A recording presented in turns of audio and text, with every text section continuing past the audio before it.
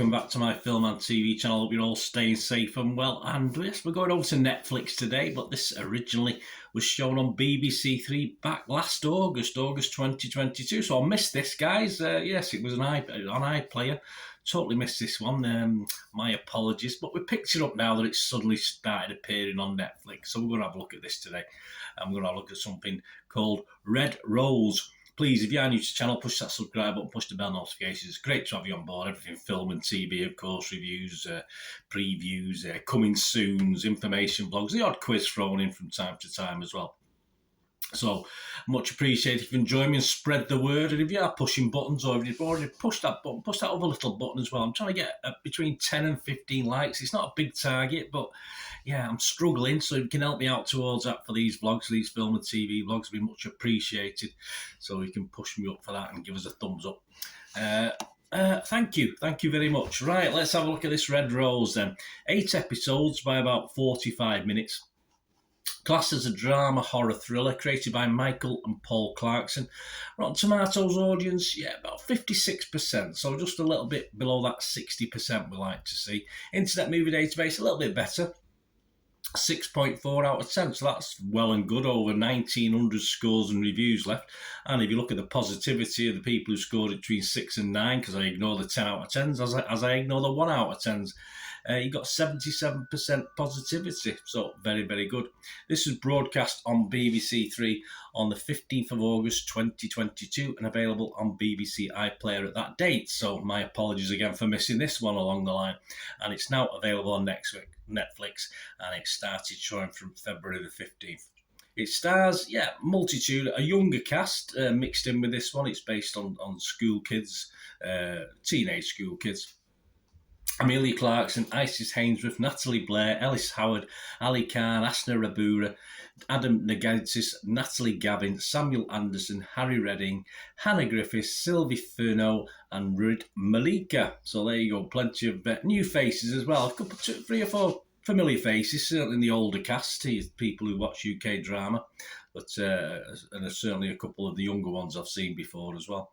And it's about teens who must survive a summer of terror after downloading, and it's all set around Bolton, this guy's all Bolton. You have a trip to Manchester, my neck of the woods once, but it's set in Bolton. So you get the accents, you get the northern accents if you're into that, or you're not into that. So these teens will survive a summer of terror after downloading a mysterious app called Red Rose that makes dangerous demands with deadly consequences. Yeah, there's a supernatural mix to this, followed by a sort of grooming mix, if you like. Lots of very modern way in the smartphones and things that are going on. Like me, I'm au fait on my smartphone. I know what's going on, but I won't be joining this Red Rose, that's for sure. Metascore, the critics, there's nothing on Rotten Tomatoes critics. They do show 100%, but it doesn't tell us how that's broken down. So I can't imagine that's many people, many scores on Rotten Tomatoes. But it's showing 75% on Metascore, which is the other critic site we look at in my little vlogs. 4 positive, 1 mixed and 0 negative, so all good. And the lowest score of those 5 was The Independent's Nicole Vassell. She scored it 60. She did this review on January the 26th, 2023. She said it's a talented young cast, gives life to the dialogue, making the characters feel grounded in both their playful banter and their understandable fears. Yet Red Rose suffers from a clash of big ideas, all vying for our attention at any one time. Visual reality, ghosts, exorcisms, mental health struggles and poverty. Well, I mean, you've got 8 episodes, so there's probably enough time to fit all that in. I'm not saying it did it successfully, but we'll talk about that in a moment when I give you my little views. The Guardian's Stuart Jeffries give it 80 out of 100, yes. He said the creators Michael and Paul Clarkson are previous with horror hokum. They produced The Haunting of Bly Manor. Don't remember that one, but here they make something more engaging. So probably don't remember that one because it's not very good. Sometimes I watch a series or film, just turn it off without doing a review on it because it's just not worth wasting my time or yours. Right, my little thoughts on this. I am going to give it just that watchable score.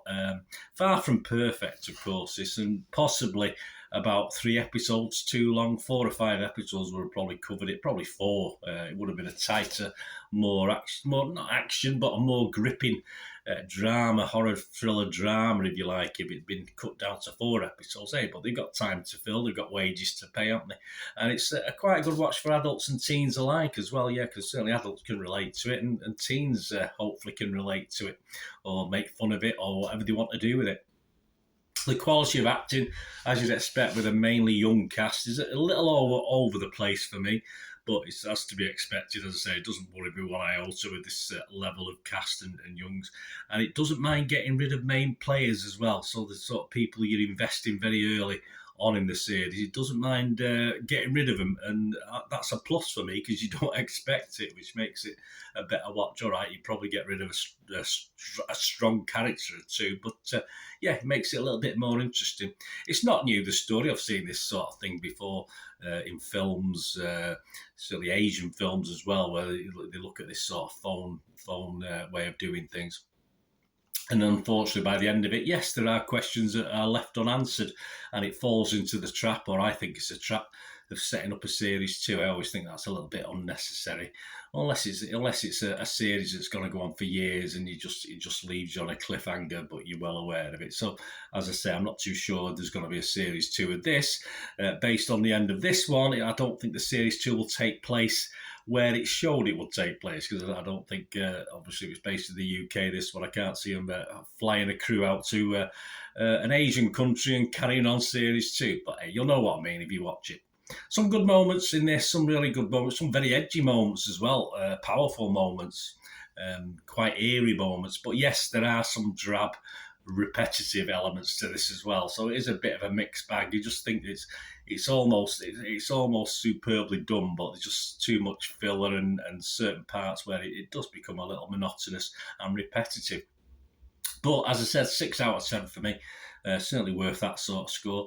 And there's a hell of a lot worse out there on Netflix, on the BBC, that have been produced over the years. So, yeah, well, for me, well worth a watch. But say there are some people who don't like it, but I thought it was a pretty good attempt at this sort of genre.